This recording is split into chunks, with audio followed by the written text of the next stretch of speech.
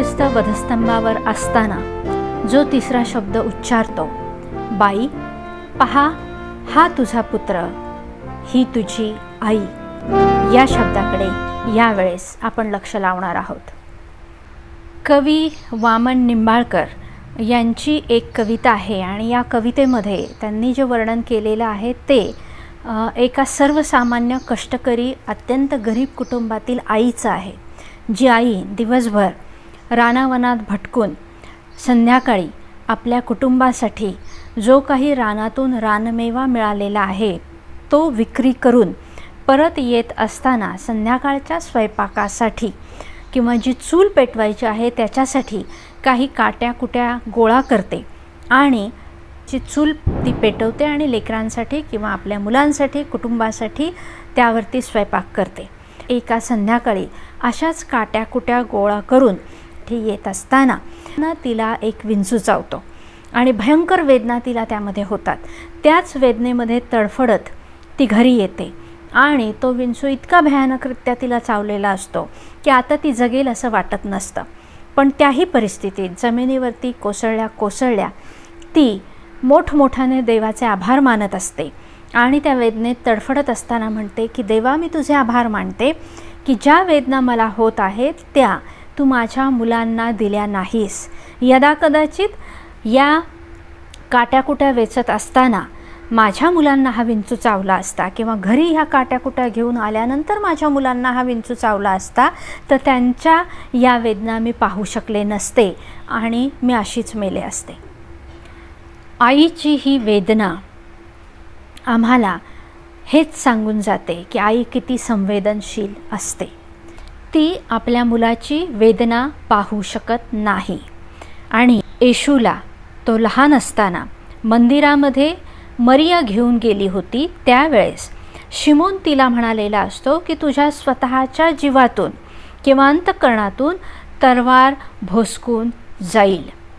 कदाचित त्यावेळेस मरियेला हे कळलं नाही की शिमोन काय सांगत आहे, पण त्या वाक्याचा अर्थ कदाचित तिला आता समजत असेल.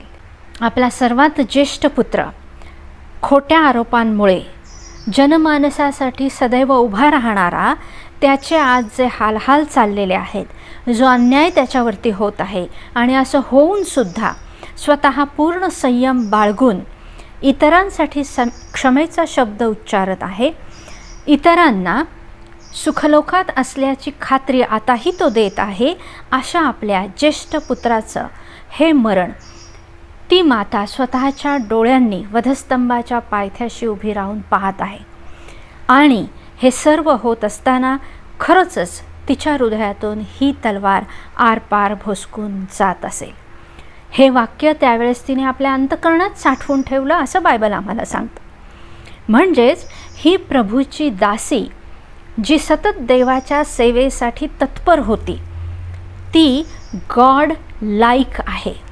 गॉड लाईक म्हणजे काय, तर तिने भर तारुण्यामध्ये श्रीमंतीची इच्छा बाळगली नाही. तिने आपल्या तारुण्याचा अभिमान बाळगून जगरहाटीला पसंत किंवा जगरहाटीनुसार इतर सर्वसामान्य मुली जे करतात तसं केलं नाही.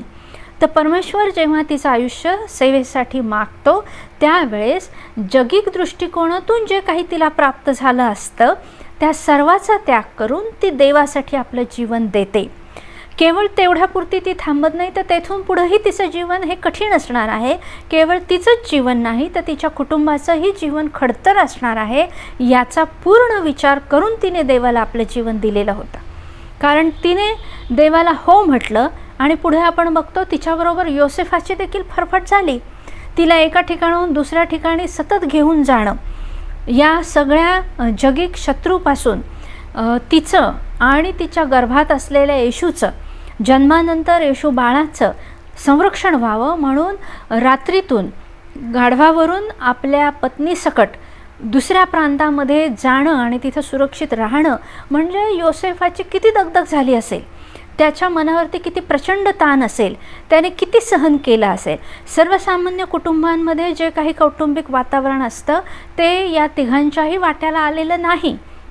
सतत त्यांना ही धावपळ करावी लागली, सतत एका ठिकाणाहून दुसऱ्या ठिकाणी त्यांना पळून जावं लागलं.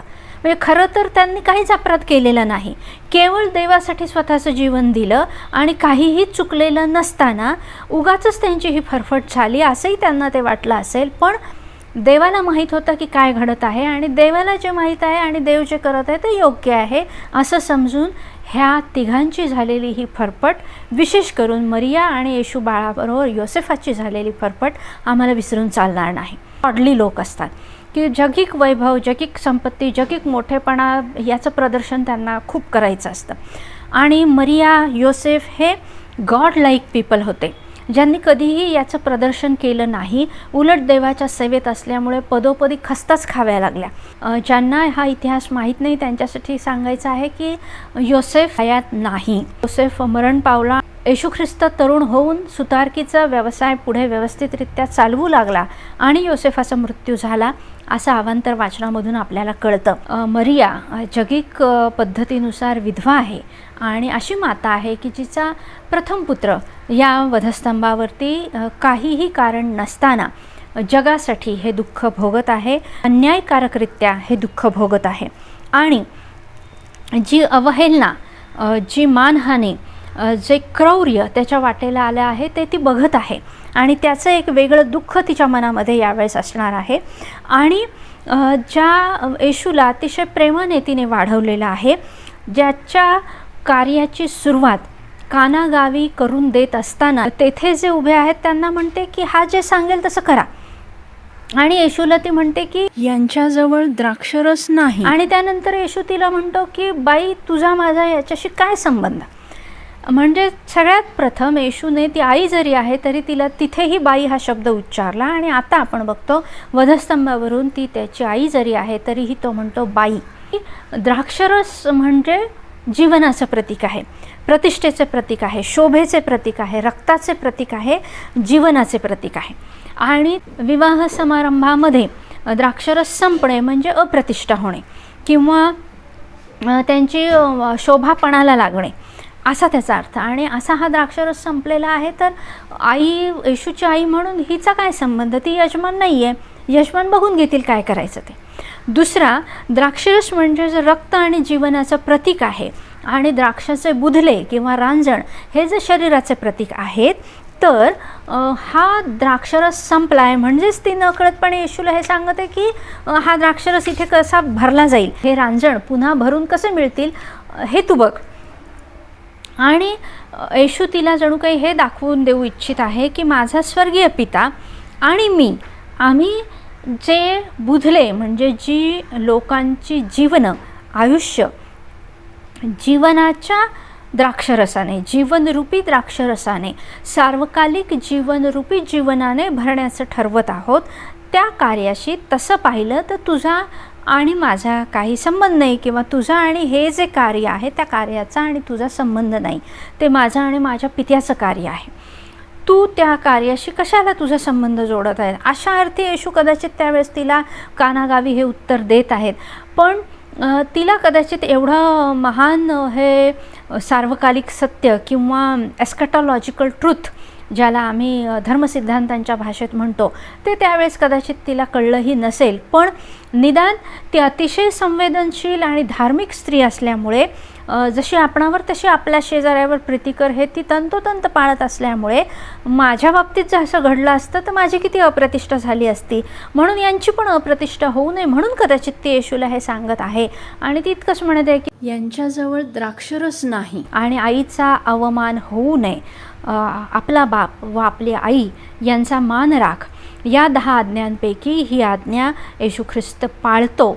आणि जरी तिला तो हे सांगून देतो की तुझा याच्याशी संबंध नाही, तुझा या कार्याशी संबंध नाही, तुझा माझा याच्याशी काही ह्या तात्पुरत्या बुधल्यांशी आणि तात्पुरत्या जगिक द्राक्षरसाशी संबंध नाही, तरीही आईची अवज्ञा तू करत नाही. आणि आपण बघतो की नंतर द्राक्षरस पिणारे जे लोक आहेत ते म्हणतात की अरे शक्यतो शेवटी तर हा मानाने कमी प्रतीचा द्राक्षरस पावयास मिळतो, पण आता जो शेवटी राहिलेला द्राक्षरस आहे तो तर अतिशय उत्कृष्ट प्रतीचा द्राक्षरस आहे. म्हणजे येशूने हा जो द्राक्षरस तयार केला तो द्राक्षरस अतिशय मौल्यवान आहे. नकळतपणे तो सार्वकालिक जीवनाचं प्रतीक आहे, जीवनाचं प्रतीक आहे. आणि म्हणून आता द्राक्षरसाबद्दलचं हे वाक्य तेथील लोकांनी उच्चारलेलं आपण बघतो. पण ते सत्य येशूने त्या क्षणापासून मरियेला सांगण्याचा जणू काही प्रयत्न केला की जगिक दृष्टिकोनातून जरी मी तुझ्या पोटी जन्माला आलो असलो तरीही मी तुझा मुलगा नाही, स्वर्गीय पित्याचा मुलगा आहे आणि मी या अखिल सृष्टीसाठी जन्माला आलेलो आहे. तुझा केवळ देवाने माध्यम म्हणून उपयोग केलेला आहे, जे माध्यम महत्त्वाचं आहेच आहे, पण तरीही तू मला खऱ्या अर्थी तुझा पुत्र आहे असं समजू नकोस, मी देवाचा पुत्र आहे. हे तो कदाचित तिला सांगू इच्छित आहे. येशूने कदाचित आई ह्या शब्दामध्ये, मराठीत ज्याला आपण आई म्हणतो त्या शब्दामध्ये किती आपुलकी असते, तो शब्द आपल्या हृदयाला कशी हात घालतो हे आपल्याला माहीत आहे. त्यामुळे तिच्या हृदयाला हात घालण्याची प्रक्रिया घडू नये आणि तिने आणखी विचलित होऊ नये, तिने आणखी दुःखित होऊ नये, तिने आणखी भावनाविवश होऊ नये, यासाठी कदाचित ती अलिप्तता राखण्यासाठी म्हणून येशू बाई हा शब्द उच्चारतो. आमचे जीवन खऱ्या द्राक्षरसाने म्हणजे त्याच्या स्वतःच्या रक्ताने जे मोल दिलं गेलं, ज्याच्याद्वारे आम्हाला जीवन प्राप्त झालं, त्या द्राक्षरसाने आणि त्या जीवनाने तो भरत आहे. पण धार्मिक आणि संवेदनशील असलेल्या, दुसऱ्यांची प्रतिष्ठा जपणाऱ्या संवेदनशील स्त्रीला स्वतःच्या ज्येष्ठ पुत्राचा हा मृत्यू पाहणार नाही आणि कदाचित मानसिकतेवरती जबरदस्त धक्का बसू नये आणि तिला त्यातल्या त्यात सावरता यावं म्हणून कदाचित येशूने बाई हा शब्द तिला म्हटलेला आहे.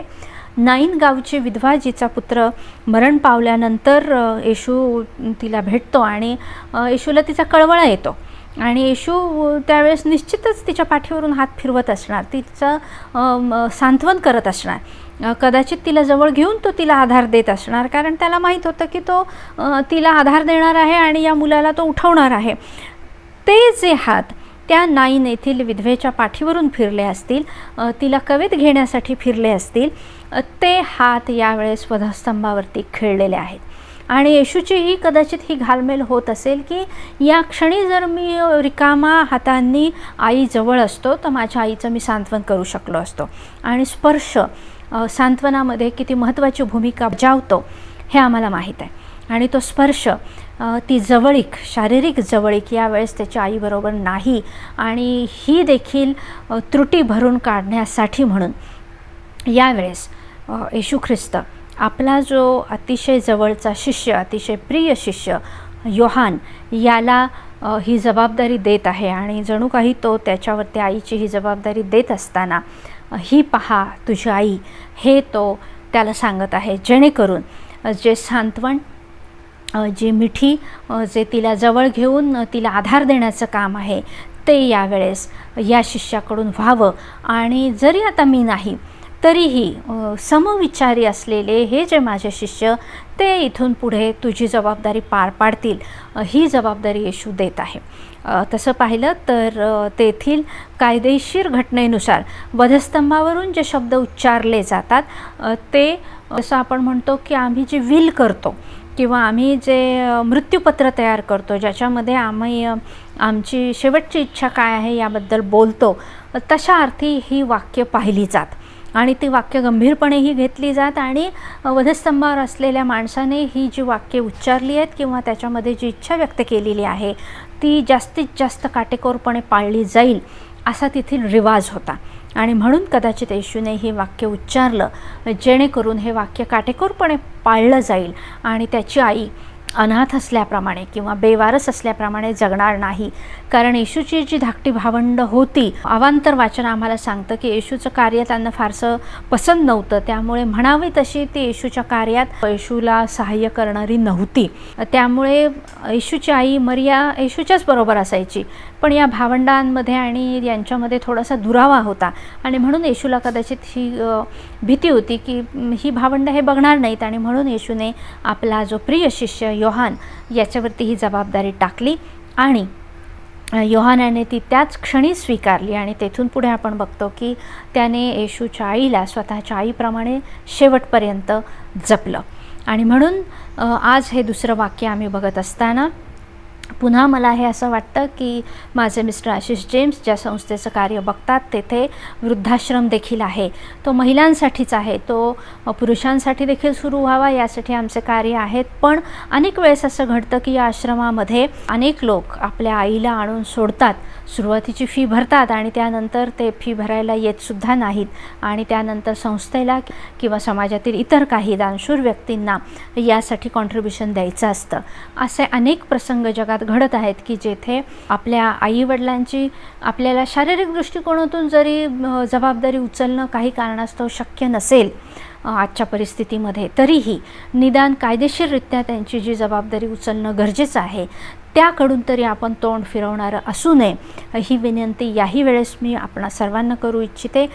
आई वडिलांना मिठी मारण्यासाठी हात काही असे असतात की जे आसुसलेले असतात.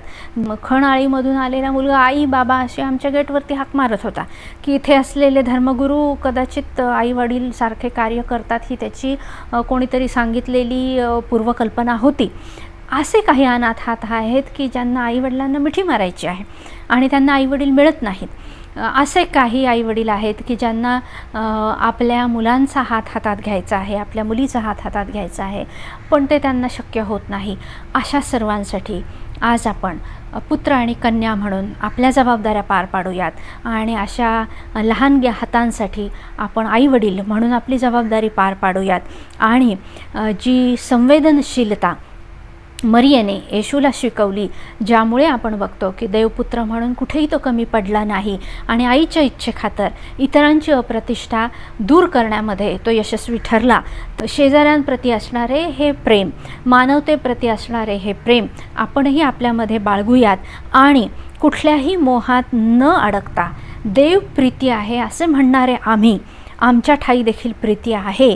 आम्ही कोणालाच अनाथ सोडणार नाही, कारण परमेश्वर कोणाला अनाथ सोडत नाही. पण आता परमेश्वर प्रत्यक्ष येऊन कार्य करणार नाही, तर आमच्यासाठी ही आव्हानं देतो. पण आपल्यासमोर जेव्हा आव्हानं येतात, संकट येतात, त्यावेळेस कदाचित परमेश्वर आपली परीक्षा घेत आहे. कदाचित तो कोणाला अनाथ सोडणार नाही हे वाक्य तो बोललेलं आहे आणि आम्ही जर म्हणतो की आम्ही त्याचे आहोत, तर तो आम्हाला हे आव्हान देत आहे की आला प्रसंग तयार व्हा. हे वाक्य पूर्णत्वाला नेण्यासाठी स्वतःची कंबर कसा, हे वाक्य येशू ख्रिस्त या कौटुंबिक तारणासाठी, कौटुंबिक जबाबदारी पार पाडण्यासाठी उच्चारत आहे. हे विश्वचे माझे घर, हे जर आम्ही मानत आहोत तर आमच्यासाठी कोणीच फरक नाही. प्रत्येक गरजवंत हा माझ्या कुटुंबाचा भाग आहे हे लक्षात ठेवून जर आम्ही जात आहोत, तर हे कुटुंबासाठी उच्चारलेलं येशू ख्रिस्ताचं वाक्य आम्हा प्रत्येकाला लागू आहे. त्याच्याकडे विनंती करूयात की हे देव बाप्पा, आम्हाला तुझ्या कार्यासाठी सिद्ध कर.